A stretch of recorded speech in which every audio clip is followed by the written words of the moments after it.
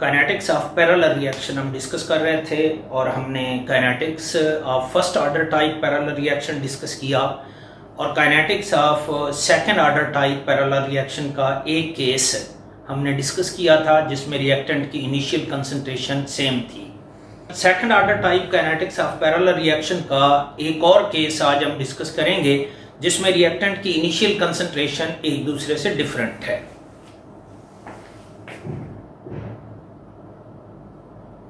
Kinetics of second order type parallel reactions case 2 आज हम discuss करेंगे।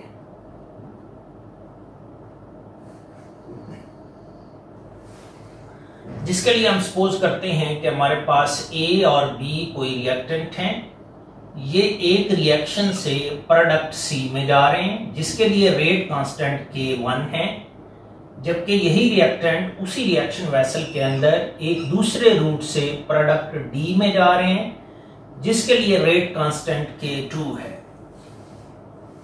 हम सपोज करते हैं कि T0 पर A की इनिशियल कंसंट्रेशन A है, B की इनिशियल कंसंट्रेशन B है और A और B एक दूसरे के इक्वल नहीं है, जबकि लास्ट टाइम हमने जो केस डिस्कस किया था उसमें A और B दोनों की जो इनिशियल कंसंट्रेशन है वो सेम थी। आज हम second order type parallel reaction का वो केस डिस्कस करने जा रहे हैं जिसमें रिएक्टेंट A और B की इनिशियल कंसंट्रेशन एक दूसरे से डिफरेंट है। हम सपोज करते हैं कि after time T reactant A की कंसंट्रेशन A से कम होकर A माइनस एक्स हो जाती है, जबकि B की कंसंट्रेशन स्मॉल b से कम होकर B माइनस एक्स हो जाती है।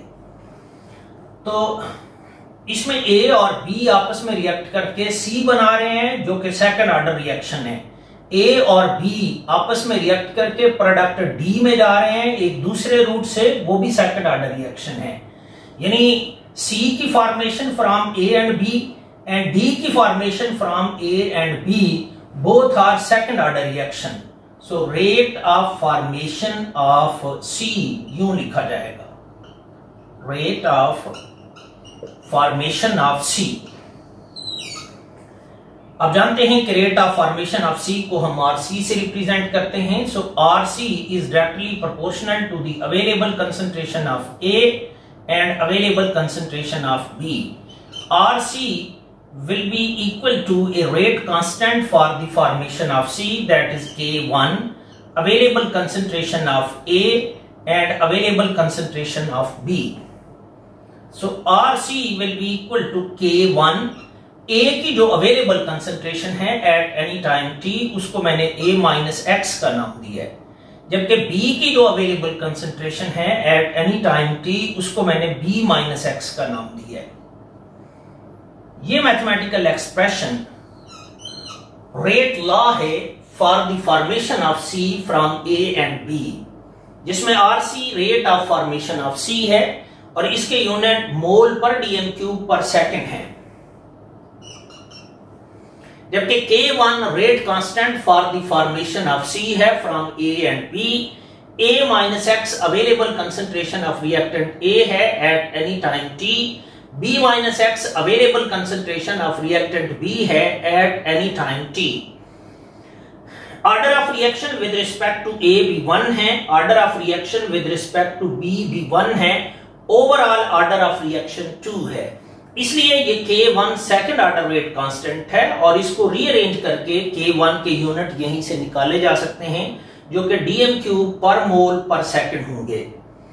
Similarly rate of formation of D का एक्सप्रेशन कैसे लिखा जाएगा? Rate of formation of D from A and B।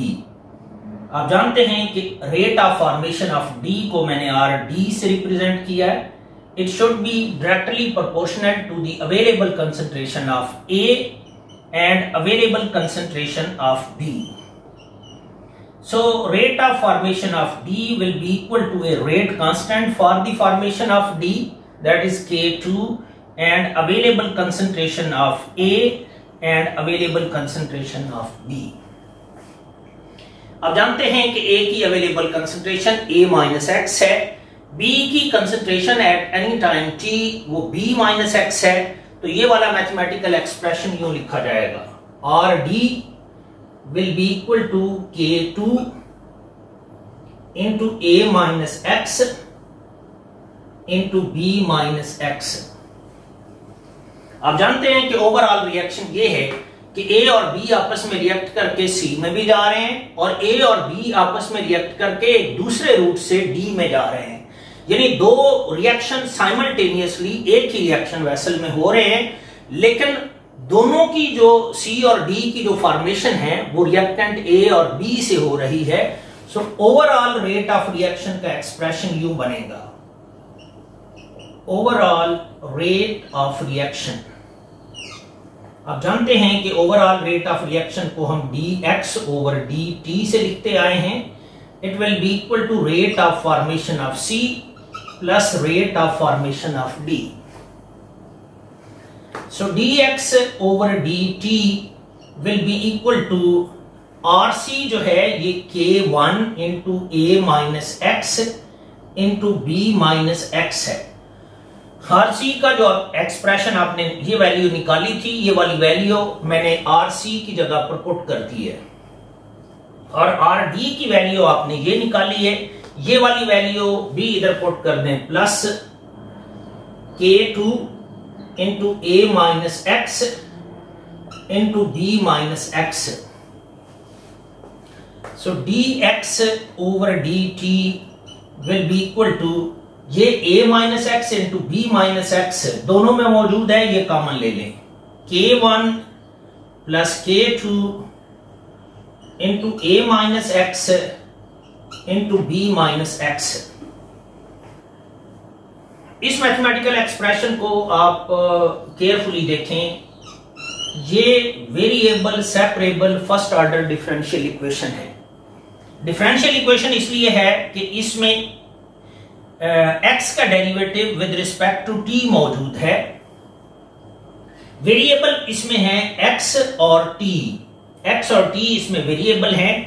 Variable separate करें और इसको इंटीग्रेट करें, यानी ऐसी डिफरेंशियल इक्वेशंस को सॉल्व करने का तरीका ये होता है कि सबसे पहले वेरिएबल को सेपरेट किया जाता है और फिर इंटीग्रेशन की जाती है। तो ऐसा करने के लिए मैं इसको रीअरेंज कर रहा हूं, dx over A minus x into B minus x is equal to K1 plus K2 into dt। Simply मैंने यूं किया है कि ये जो A minus x into B minus x है, इसको इस तरफ ले गया हूं तो ये इधर डिनोमिनेटर में आ जाएगा। ये जो dt था इसको राइट साइड पर ले गया हूं तो ये इधर मल्टीप्लाई होगा। आपने वेरिएबल सेपरेट कर लिए हैं, इस पर इंटीग्रेशन अप्लाई कर दें। इसको इंटीग्रेट करना आप जानते हैं कि अगर इंटीग्रल ऑफ dx हो तो ये x plus constant of integration होता है, जबकि इस को इंटीग्रेट करने के लिए आप मैथमेटिक्स की एक टेक्निक यूज करते हैं जिसको पार्शियल फ्रैक्शन कहा जाता है। उसके लिए यूं किया जाता है कि इस इंटीग्रल के अंदर जो फंक्शन मौजूद है उसकी फ्रैक्शन बना ली जाती है। कैसे? यानी 1 over A minus x into B minus x is equal to A over A minus x plus B over B minus x. यानी मैंने इस फंक्शन को इसकी फ्रैक्शन में कन्वर्ट कर दिया है जिसमें A और B कोई कांस्टेंट हैं और इनकी वैल्यूज यहीं से निकाली जा सकती हैं। वैल्यूज निकालने का तरीका कार ये होता है कि ये जो डिनोमिनेटर है इसको आप दूसरी साइड पर ले जाएं तो ये इस टर्म से भी मल्टीप्लाई होगा और इस टर्म से भी मल्टीप्लाई होगा। यानी 1 will be equal to A over A minus x into A minus x into B minus x plus B over B minus x, और ये जो डिनोमिनेटर था ये A minus x into B minus x है।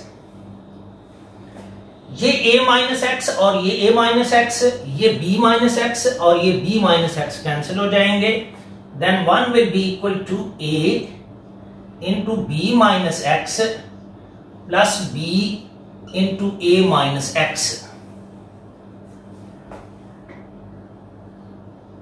ए और B की वैल्यू निकालने का तरीकाकार ये होता है कि आप a minus x equal to 0 put कर लें,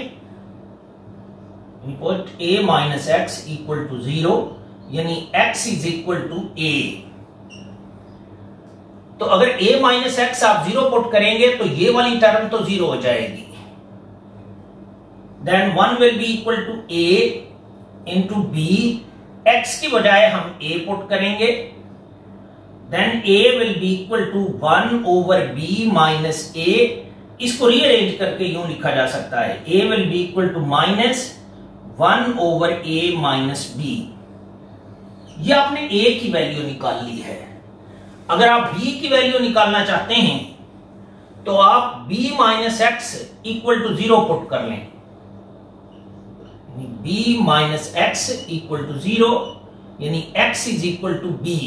इस एक्सप्रेशन में पुट करें, then 1 will be equal to, अगर x is equal to b आपने पुट करना है या b minus x equal to 0 put करना है तो ये 0 हो जाएगा, यानी ये वाली टर्म 0 हो जाएगी।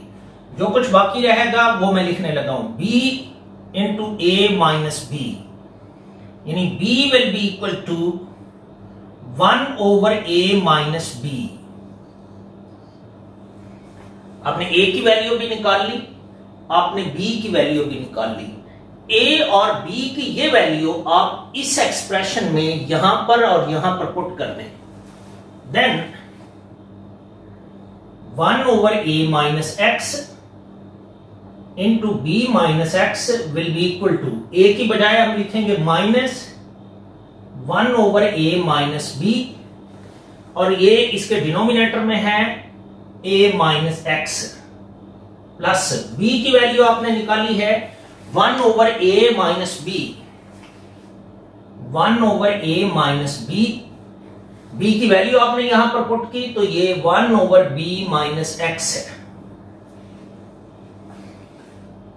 इसमें से अगर कुछ कॉमन आता है तो वो कॉमन निकाल लें, यानी 1 over a minus b common आएगा, क्योंकि ये यहां पर भी मौजूद है, ये यहां पर भी मौजूद है। जो कुछ बाकी रहेगा वो 1 ओवर a माइनस एक्स होगा plus 1 over b minus x होगा। ये किसके इक्वल है, 1 over a minus x into b minus x. हमें दरअसल इस फंक्शन का इंटेग्रल चाहिए, क्योंकि यहां पर इंटेग्रल मौजूद है, तो मैं इसका भी इंटेग्रल ले लेता हूं और इसका भी इंटेग्रल ले लेता हूं, यानी ये एक ऑपरेटर है जो मैं हर टर्म पर अप्लाई करूंगा।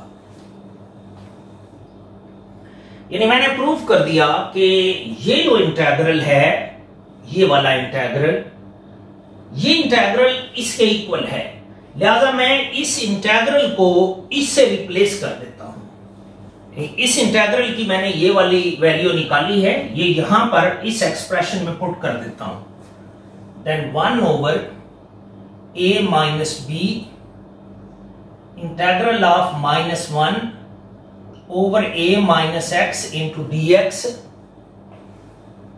Plus integral of 1 over b minus x into dx। ये मैंने इस इंटेग्रल की ये जो वैल्यू निकाली थी ये यहां पर पुट की है, जबकि इसके आगे मौजूद है k1 plus k2 into integral of this. अब ये इंटीग्रेटेबल है और हम कैलकुलस का जो बेसिक नॉलेज और फार्मूले हैं इंटीग्रेशन के, उनको यूज करके इसको आसानी से इंटीग्रेट कर सकते हैं। इंटीग्रेट करने का क्या तरीका होगा, यानी 1 ओवर b। इंटीग्रेशन का एक रूल मैंने ये लिखा है जो हम यहां पर अप्लाई करने जा रहे हैं, और दूसरा रूल ये है कि अगर ये 1 ओवर x है और इसका आपने इंटेग्रल लेना है तो ये natural log of x plus constant of integration c होता है। मैंने आपको बताया था कि ये वाला फार्मूला उस वक्त एप्लीकेबल होता है जब ये डिनोमिनेटर का जो डेरिवेटिव है वो इसके ऊपर मौजूद हो। मसलन x का derivative with respect to x वो 1 है, वो इसके ऊपर मौजूद है, तो इसको इंटीग्रेट करते वक्त डिनोमिनेटर का नेचुरल लॉग लिखते हैं प्लस कांस्टेंट ऑफ इंटीग्रेशन लिखते हैं। ये रूल मैं यहां पर अप्लाई करने लगा हूं। पहले मैं फार्मूले की रिक्वायरमेंट पूरी करूंगा, यानी integral of -1 over a minus x into D x minus integral of -1 over b minus x into D x is equal to k1 plus k2 into integral of this. ये a माइनस एक्स है। a minus x का अगर आप derivative लेते हैं, यानी d over D x of a minus x लेते हैं, तो मैंने आपको बताया था कि ये कांस्टेंट है, कांस्टेंट का डेरिवेटिव 0, ये माइनस एज सच रहेगा। x का derivative with respect to x 1 है, तो इसका आंसर -1 आएगा। यानी a माइनस एक्स का डेरिवेटिव लें, वो -1 है, वो इसके ऊपर मौजूद है। सिमिलरली b माइनस एक्स का डेरिवेटिव इसी रूल के तहत लें, तो वो भी -1 है, वो भी इसके ऊपर मौजूद है। तो इस फार्मूले के तहत इसको और इसको इंटीग्रेट किया जा सकता है, जबकि इसको इंटीग्रेट करने के लिए हम ये वाला फार्मूला यूज करेंगे। तो इसको रीअरेंज करके यूं लिखा जा सकता है 1 over a minus B into natural log of a minus x minus natural log of b minus x. यानी रूल ये है कि अगर डिनोमिनेटर का डेरिवेटिव उसके ऊपर मौजूद हो तो उसको इंटीग्रेट करते वक्त डिनोमिनेटर का नेचुरल लॉग लिखते हैं, is equal to k1 plus k2 into t plus constant of integration c। इसको सिंप्लीफाई कर लेते हैं 1 ओवर a माइनस बी, ये natural log of a minus x है, minus natural log of b minus x है। Log का ये formula है कि लॉग a माइनस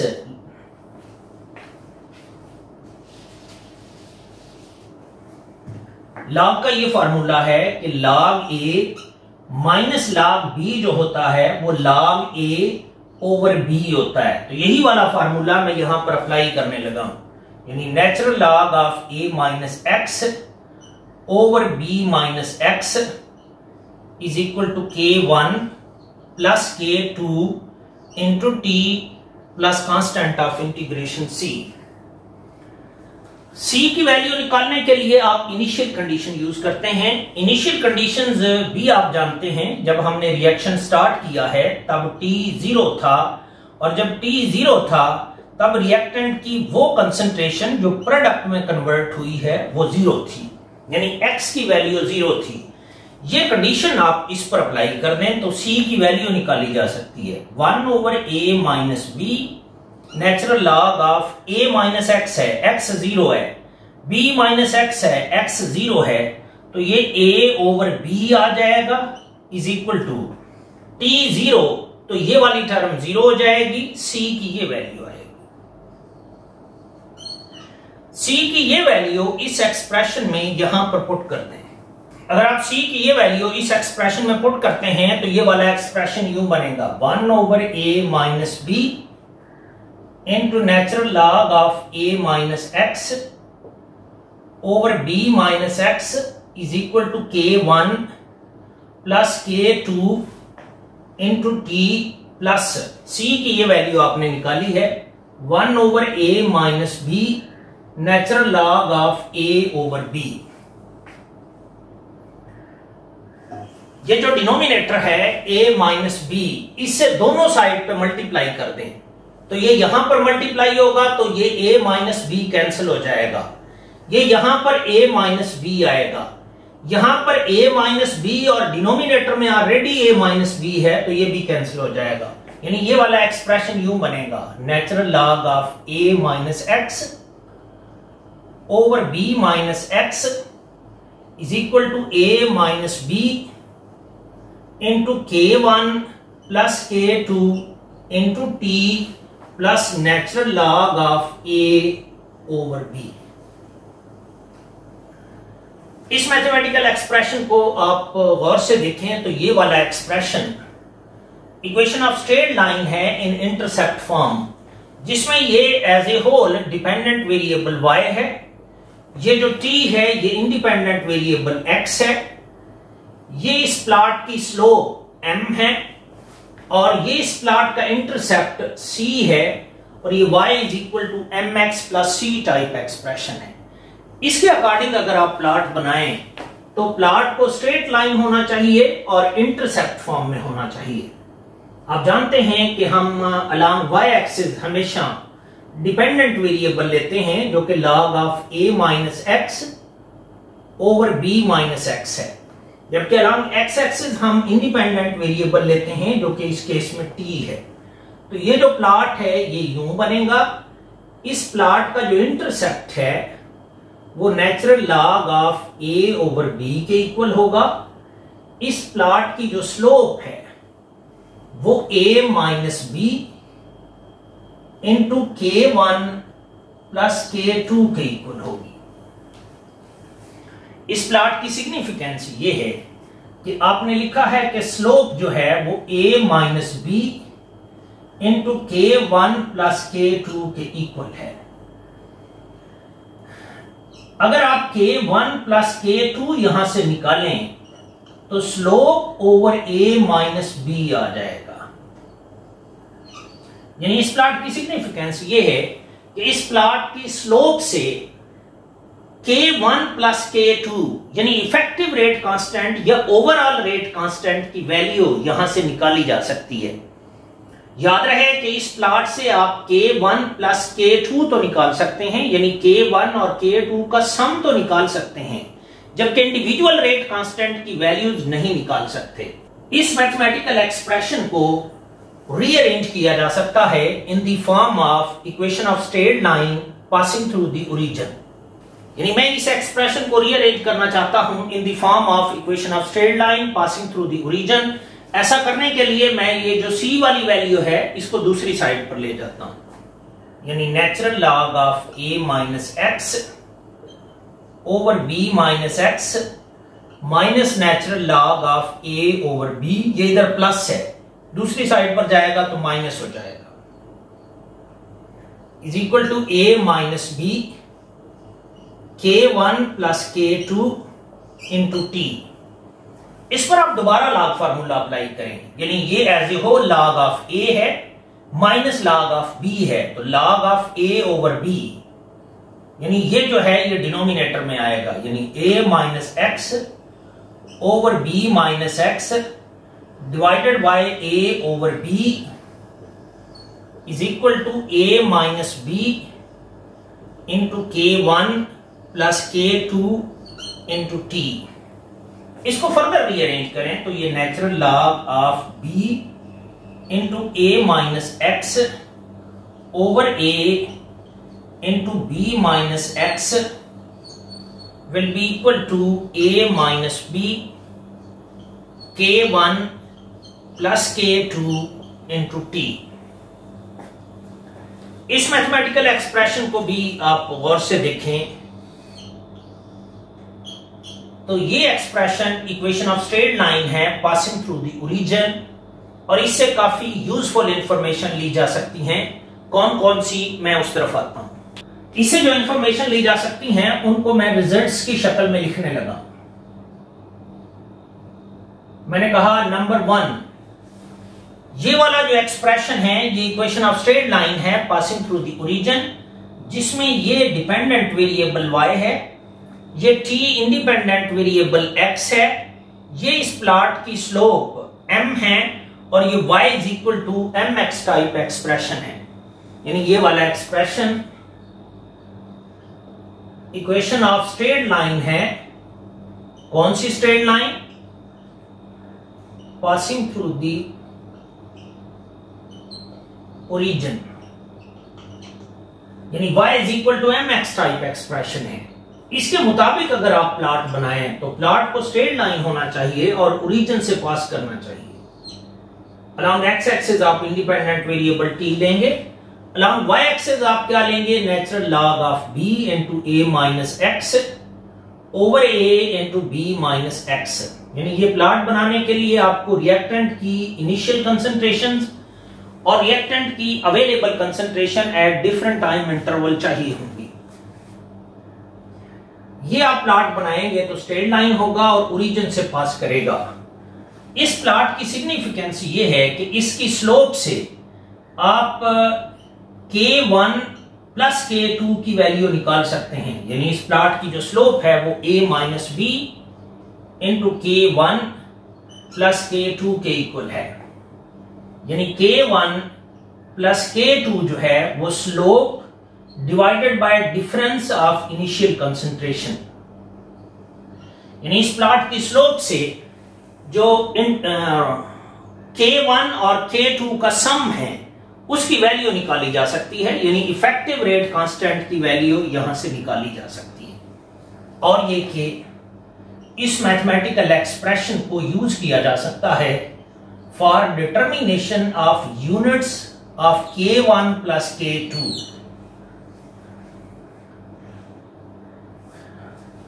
इस मैथमेटिकल एक्सप्रेशन को रीअरेंज करें और यहां से K1 प्लस K2 की वैल्यू निकाल लें।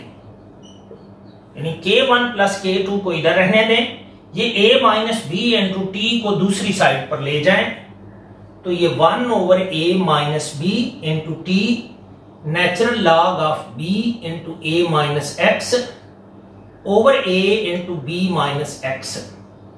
आप नोट करें कि लॉग के अंदर जो क्वांटिटी है वो डायमेंशन लेस है। क्यों? कि ऊपर भी कंसंट्रेशन का प्रोडक्ट है और नीचे भी कंसंट्रेशन का प्रोडक्ट है। ऊपर भी मोल पर डीएम क्यूब का स्क्वायर होगा, नीचे भी मोल पर डीएम क्यूब का स्क्वायर होगा। तो ये जो क्वांटिटी है ये ओवरऑल डायमेंशन लेस होगी। जबकि ये a माइनस बी कंसंट्रेशन का डिफरेंस है, इसके यूनिट मोल पर डीएम क्यूब होंगे, t के यूनिट सेकंड होंगे, तो ये K1 प्लस K2 के यूनिट होंगे डीएम क्यूब पर मोल पर सेकंड, जो इस बात को इंडिकेट करेंगे कि जो ऑर्डर ऑफ रिएक्शन है वो सेकंड ऑर्डर रिएक्शन है। यानी ये expression second order type parallel reaction की का इंटीग्रेटेड रेट लॉ है। मैंने कहा यहां से आप K1 प्लस K2 की वैल्यू तो निकाल सकते हैं, जबकि जो इंडिविजुअल रेट कांस्टेंट हैं उनकी वैल्यूज नहीं निकाल सकते। तो वो कौन सा मेथड होगा जिससे इंडिविजुअल रेट कांस्टेंट यानी K1 और K2 की वैल्यू इंडिविजुअली निकाली जा सकती है? तो उसके लिए मैं आपको दोबारा रिएक्शन स्कीम की तरफ ले जाता हूं। रिएक्शन स्कीम ये थी कि A और B कोई रिएक्टेंट हैं और ये प्रोडक्ट C में जा रहे हैं जिसके लिए रेट कांस्टेंट K1 है, और ये प्रोडक्ट D में जा रहे हैं जिसके लिए रेट कांस्टेंट K2 है। हमने सपोज किया था कि T0 पर A की इनिशियल कंसंट्रेशन A है, B की B है, जबकि ये एक दूसरे के इक्वल नहीं है, और T पर ये A माइनस एक्स है, ये B माइनस एक्स है। हमने RC का एक्सप्रेशन निकाला था जो कि K1 into A minus x into B minus x था, जबकि हमने RD का जो एक्सप्रेशन निकाला था वो K2 into A minus x into B minus x था। इसको मैं एक्सप्रेशन A कह लेता हूं, इसको B कह लेता हूं, A पर B को डिवाइड कर देता हूं, तो ये जो आंसर आएगा वो RC ओवर RD होगा, और ये इक्वल होगा K1 into A minus x into B minus x over K2 into A minus x into B minus x. ये A माइनस एक्स और ये इंटू B माइनस एक्स और ये A minus x into B minus x cut जाएगा, तो ये RC over RD will be equal to K1 over K2 होगा।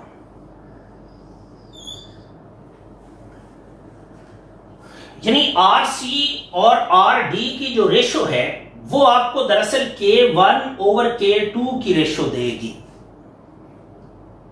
अगर आप RC और RD निकालने में कामयाब हो जाते हैं तो इनकी रेशो से आप K1 ओवर K2 की वैल्यू निकाल सकते हैं।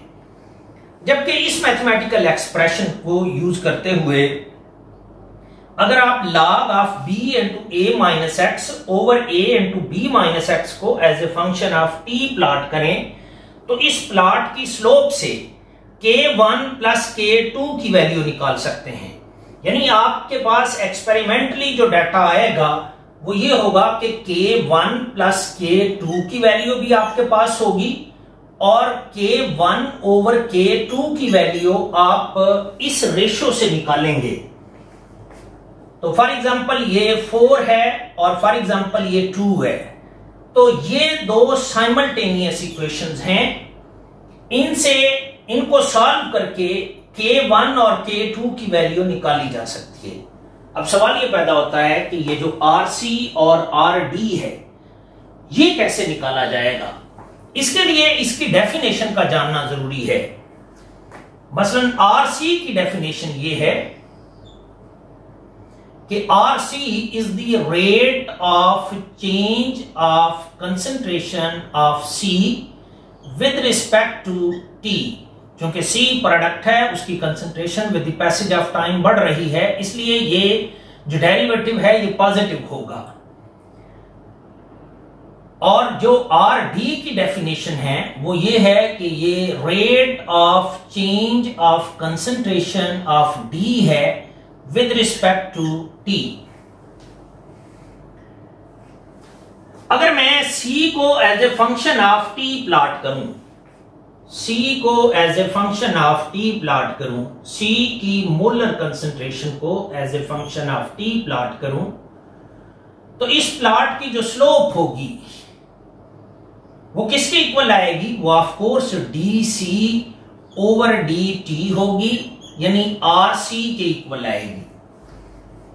अगर मैं D की कंसंट्रेशन को as a function of T plot करूं तो इस प्लॉट की जो स्लोप होगी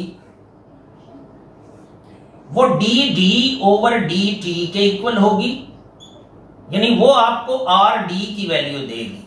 इस तरह आप RC और RD की value C versus T plot से निकाल सकते हैं। D वर्सेस T प्लॉट से आप RD की वैल्यू निकाल सकते हैं किसी भी टाइम पर। इन दोनों की आप रेशो ले लें तो वो आपको K1 ओवर K2 की वैल्यू देगी। अगर आपके पास K1 ओवर K2 है और आपके पास K1 प्लस K2 है तो ये दो साइमल्टेनियस इक्वेशंस होंगी। इनसे इंडिविजुअल रेट कांस्टेंट यानी K1 और K2 की वैल्यू निकाली जा सकती है। यानी आपके पास A और B कोई रिएक्टेंट हैं, वो एक रूट से C की फॉर्मेशन कर रहे हैं जबकि वो एक दूसरे रूट से D प्रोड्यूस कर रहे हैं जिसके लिए रेट कांस्टेंट K2 है। अगर आपने K1 प्लस K2 निकाल लिया और वो फॉर एग्जांपल 4 है और K1 ओवर K2 निकाल लिया वो फॉर एग्जांपल 2 है, इन दोनों को आप सॉल्व करें, दोनों इक्वेशन को सॉल्व करें तो आप सपोज ये रिजल्ट निकालते हैं कि K1 is greater than K2 है। इट मींस कि ये आपका मेन रिएक्शन होगा और ये आपका साइड रिएक्शन होगा। ये आपकी मेजर प्रोडक्ट होगी